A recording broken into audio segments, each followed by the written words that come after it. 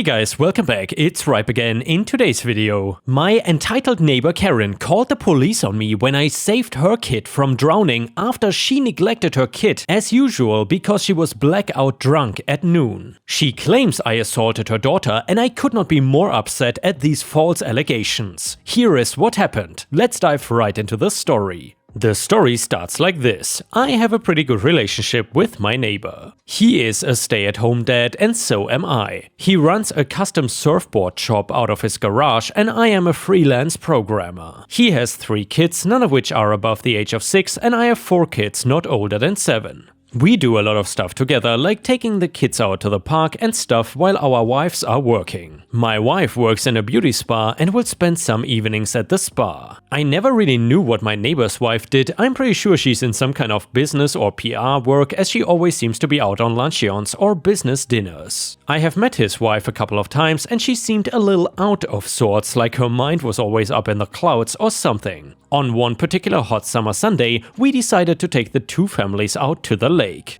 We would often go to the lake when it was hot, and this was the first time that both of our families in their entirety had gone. Even the neighbor's wife was there. This was when I realized the neighbor's wife might have a little drinking problem. We had arrived about mid-morning and she was already cracking open a bottle of wine. I was not put off by the drinking so much, but rather I could not understand who would drink wine when chilling at the lake. That's what some of the cheaper brands of beers were for. By lunchtime she was pretty buzzed already and well within the throes of being day drunk. I have personally nothing against it. I've been day drunk when out chilling on a Sunday afternoon plenty of times. But this was hardly the appropriate time for it, with 7 kids running around causing mischief. We tried not to draw too much attention to it, but it was hard when the drunker she got, the louder she got, and absolutely obnoxious too. I had caught my neighbor trying to subtly hint to her that she had drunk too much and should calm down. She didn't react very well and I could see his embarrassment when he saw me. The neighbor's wife went off at me and claiming that I was spying on them. Of course, that was not the case. They were standing right where the beer cooler was. The whole ordeal put a sour mood on the afternoon, but at least the kids were still having fun. That was until about mid-afternoon when I hear panic and screaming coming from the lake. When me and the neighbor rushed over, we found that his youngest, a 3-year-old little girl, had ventured out too far on a floaty.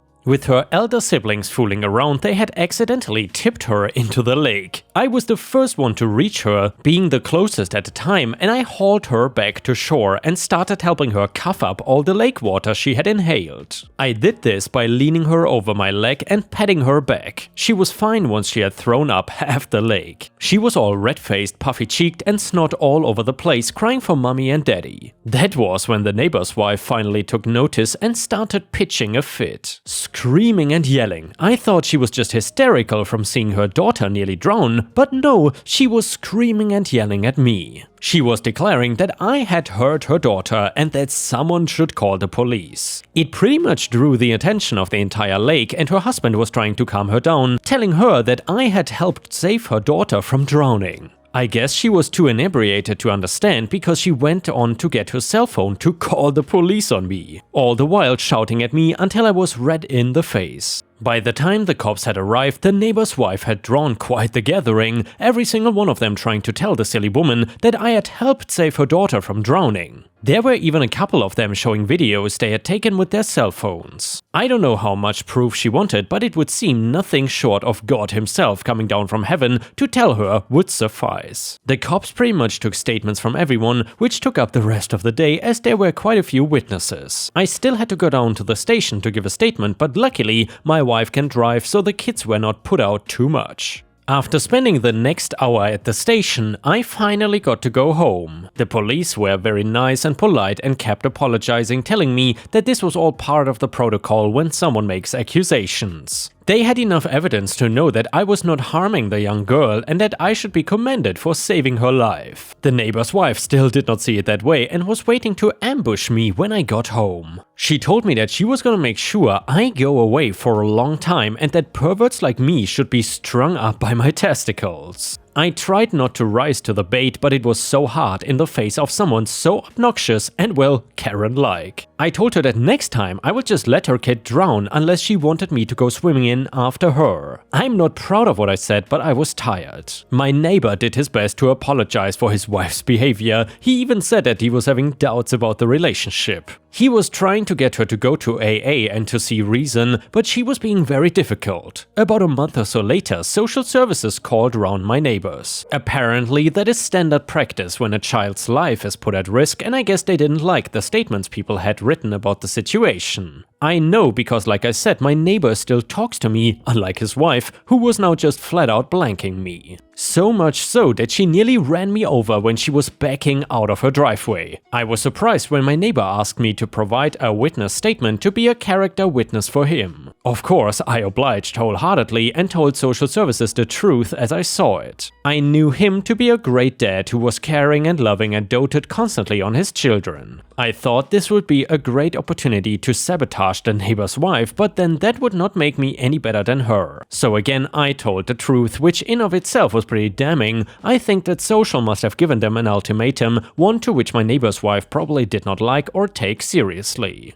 As by the end of summer, the two were separated. Me and my wife helped him out whenever we can, which is easy when I work from home. I haven't seen the neighbor's ex-wife in some time now. The last I heard, she was deemed unfit to care for the kids and she was only allowed supervised contact. I hope that she has taken this lesson to heart and seeks the help she needs to get her family back. I know that my neighbor still loves her and would take her back in a heartbeat just so long as she lays off the alcohol and comes back up from the steep slope into turning into a Karen. And yeah, Ripe Stars, to be honest, even though this was a crazy Karen, my heart definitely goes out to that family. I hope this woman can deal with the devil that is alcohol and beat this addiction so she can come back to her kids and hopefully be a better mom. Anyway, the next one is titled Stupid Pizza Karen. The other day I wanted a pizza. My favorite pizza place is in a supermarket nearby, one of those in-store shops. Now, here's the way this place is arranged. There's the pizza shop on the right that sells only pizza and nothing else besides some refreshment, and on the left there's a grill type shop that sells everything from hot dogs to chicken breast to potato salad and everything in between. But it does not serve pizza at all, and there is the common seating area which consists of 2 tables and a long table along the wall.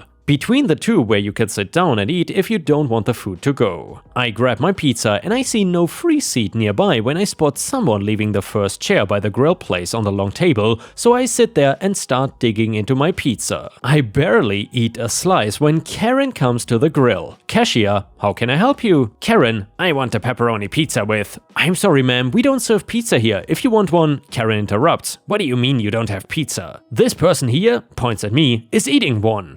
Cashier, he got it from the place next door.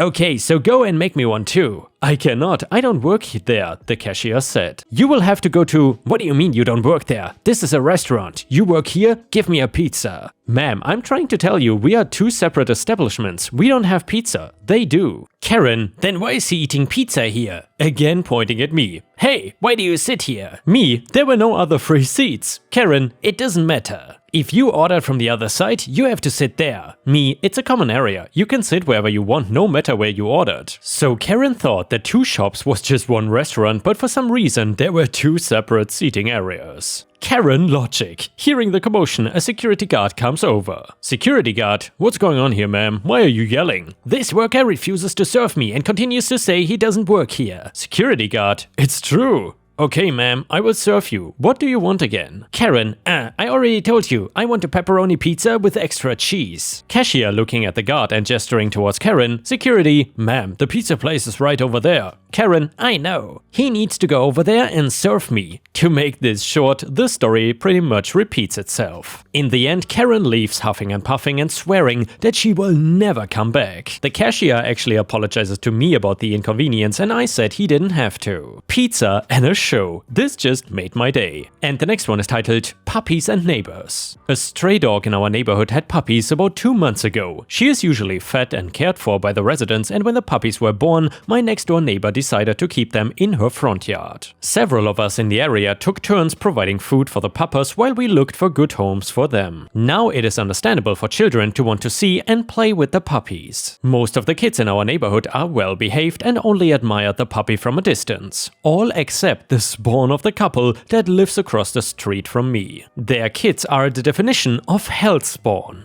They are known to bully other kids and their parents instead of reprimanding them. Actually, they defended their crappy behavior. One time, they actually made the victim of their kids' bullying apologize to them. I had made a post about it a few months ago. Anyway, my neighbor, the one who sheltered the puppies, was dreading having to deal with that family. Our fears were realized when one day some of the puppies were playing right in front of the front gate of my neighbor's home. One of the hellspawns saw them and came running. He rang the doorbell and demanded that my neighbor let him in. The poor lady really didn't want to subject the puppies to their rough housing and told him that they were still too little and she would let him play with them only if he got his parents and promised to be gentle. The kid soon returned with his mom and his sister. The mom demanded that her kids be allowed to play with the puppy as it was unfair that the other kids got to interact with them instead. My neighbor asked the mom to please explain to her kid that puppies are delicate. The mom just brushed it off and told her not to worry. The kids then entered and things turned ugly really quick. The kids grabbed the puppies roughly, made loud noises at them, and when my neighbor tried to tell them to take it easy, they just ignored her. Her tipping point came when the boy grabbed one of the puppies by the ear and the poor thing yelped. She later told me that all this happened in about a minute. She finally asked them to leave and told their mother that this is why her kids were not invited to play with the puppies. The mom flew into a rage and started yelling about how her kids were being bullied. Her banshee-like screaming was heard by the other residents, including me, and we came out of our homes and collectively told her to get her kids away from the puppies. As she was now outnumbered, she decided to retreat. It still boggles my mind that entitled parents think it's okay for their kids to bully small animals and actually get offended when called out for it. But don't worry, this happened nearly a month ago and it was the last time those brats got near the puppies. The puppies, all 5 of them, have gone to good homes. Different story from the same neighbors. I, female 38, I am fortunate enough to be surrounded by wonderful people in my neighborhood. Most of them are kind, respectful people that anyone would be happy to interact with. But of course, there's always that bad apple. The family who lives across the street from me has a mom and a dad who are the definition of entitled parents. I have many anecdotes of their crappy behavior and will be sharing them here with you. The first story I would like to share was actually narrated to me by my next door neighbor when I first moved into my house. I suppose she was trying to warn me, and today I can see why. I'm gonna call the entitled mom and dad EM and ED, yeah that's creative, and her kids EK1, the girl, and EK2, the boy. This incident happened over 3 years ago. The couple that lives right next door to EM is quite elderly. They are both retired but are still quite active and often babysit the small children in the neighborhood as a favor. Back then, EM and her family had just moved in and their crappiness was not yet known. The nice elderly couple, I will call them Mr. and Mrs. Awesome, went over to their home and welcomed them to the neighborhood. They told EM and ED that if they ever wanted their kids looked after when they were not there, they, Mr. and Mrs. Awesome, would be happy to do so. About a month after that, EM asked Mrs. Awesome to watch the kids for the day as she and her husband would be visiting the family. The elderly couple agreed. They took EK1 and 2 to their home where a few of the other neighbors were also there. EK1 had cruelly mocked a little girl, the child of another neighbor, while at Mr. and Mrs. Awesome's house. The poor girl had started crying. The elderly couple told her off gently, and when EM and ED came to pick up their kids, they had a talk with them as well. I am told that they explained to EM and ED in a very patient manner that this was not just kids being kids and that the little girl who had been bullied was sensitive about her stutter, so EK1 was asked to apologize, which she did. One would think that this would be the end of it, but one does not think like an entitled a-hole. A few weeks after this incident was one of the EK birthdays. I honestly cannot remember which one. EM decided to invite the little girl with a stutter.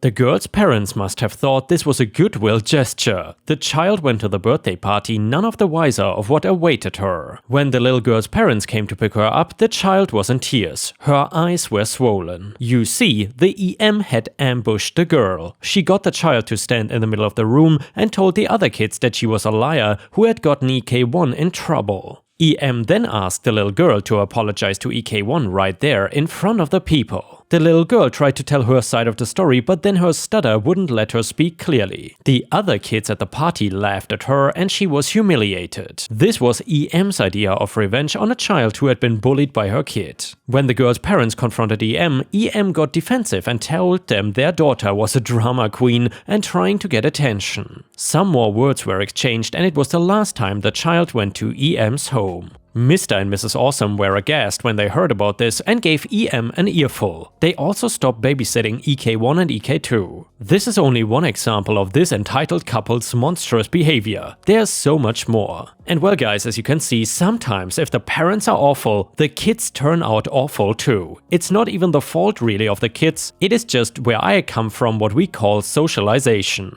It is said that the kids turn out this way. Don't want to pay for the work done? Have a dead yard. So I have lurked here for a while but never really thought any of my stories qualified until I remembered one from 2008 or 9, cannot remember exactly anymore. Quick backstory to keep it from being too boring. I had recently lost my job like most people at the time and was having to do odd jobs on Craigslist just to get by. I recruited a friend to help me do the various odd jobs since he was in a similar situation. We pooled our resources and cobbled together enough equipment to do landscaping work, along with other odd jobs that you would hire manual labor for. We were both young, like early 20s, and didn't really know when we were getting scammed or fooled. We got a call on one of our ads to go do some landscaping work for a guy who happened to live about a mile away. Awesome, we won't have to spend much on gas, but we will have to sacrifice our Labor Day weekend to do the job since it was a large job. The guy asked us to put in a raised bed that essentially wrapped around his entire house. Imagine a house in a newly built subdivision that has a smallish yard and few trees. He wanted the bed to be built with landscaping bricks and wanted us to copy a style that his neighbor had done. Cool, no problem. We try to discuss payment, but he keeps giving us the runaround. Because we were in a desperate situation, we get fooled into doing the work with no agreed upon labor fee. This was our mistake, one that was never made again. We were just happy to have some work. We spent 2 full days working our asses off in the middle of summer, not really knowing what we were getting paid. We were using our tools, truck and time,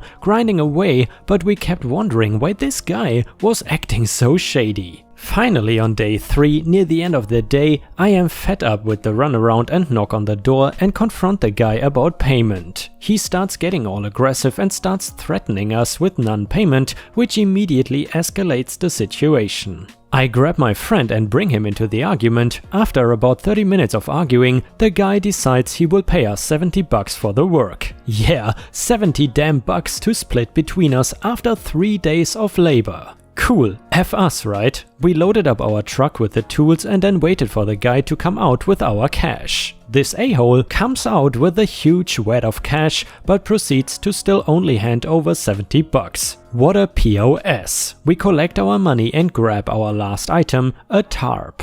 We had been using a really large tarp to put weeds, grass and extra dirt on to make our lives easier since we didn't have a wheelbarrow at the time.